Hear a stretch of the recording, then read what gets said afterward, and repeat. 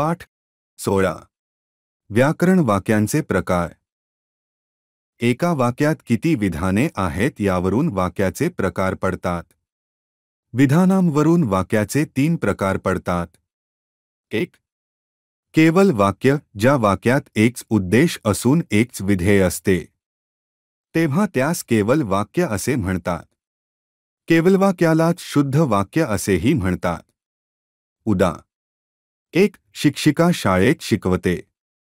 2. मिश्र वाक्य, एक प्रधानवाक्य व एक किंवा अधिक गौणवाक्ये गौणत्वसूचक उभयान्वयी अव्ययांनी जोडून जे एक संमिश्र वाक्य तयार होते त्यास मिश्र वाक्य असे म्हणतात. जे वाक्य स्वतंत्र असते त्यास मुख्य किंवा प्रधान वाक्य म्हणतात व अवलंबून असणाऱ्या वाक्याला गौणवाक्य किंवा पोटवाक्य असे म्हणतात. उदा. 1. जर पाऊस खूपच पडत असेल तर मी वाचनालयात जाणार नाही. 3. संयुक्त वाक्य, 2 किंवा अधिक केवलवाक्ये प्रधानत्वबोधक उभयान्वयी अव्ययांनी जोडली असता जे एक जोडवाक्य तयार होते त्यास संयुक्त वाक्य म्हणतात. उदा. 1. आपण मे महिन्याच्या सुट्टीत नाशिकला जायचे किंवा गणपतीत गावी जायचे. वाक्यांच्या अर्थावरून वाक्यांचे प्रकार पुढील प्रमाणे आहेत.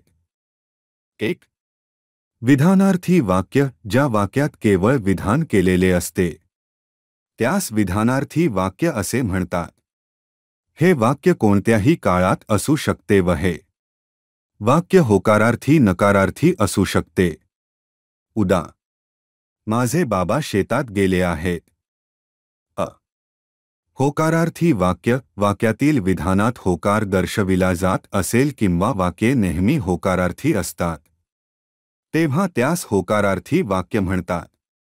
उदा. समीरने सर्व गृहपाठ पूर्ण केला. नकारार्थी वाक्य, वाक्यातील विधानात नकार दर्शविला जात असेल तर त्यास नकारार्थी वाक्य असे म्हणतात. उदा. रुचिरा आईला कधीच कामात मदत करत नाही. 2. प्रश्नार्थी वाक्य, ज्या वाक्यात प्रश्न विचारलेला असतो त्यास प्रश्नार्थी वाक्य असे म्हणतात. उदा. तू आज खेळायला येणार ना. 3. उद्गारार्थी वाक्य, ज्या वाक्यात भावनेचा उद्गार काढलेला असतो त्यास उद्गारार्थी वाक्य असे म्हणतात. उदा. शाबास, तू अभ्यासात चांगली प्रगती केली आहेस. 4. आज्ञार्थी वाक्यात त्याच्या क्रियापदाचे जे रूप आहे त्यावरून आज्ञा, आशीर्वाद, प्रार्थना, विनंती किंवा उपदेश या गोष्टींचा बोध होत असेल तर त्यास आज्ञार्थी वाक्य असे म्हणतात. उदा. मुलांनो, अभ्यास करा.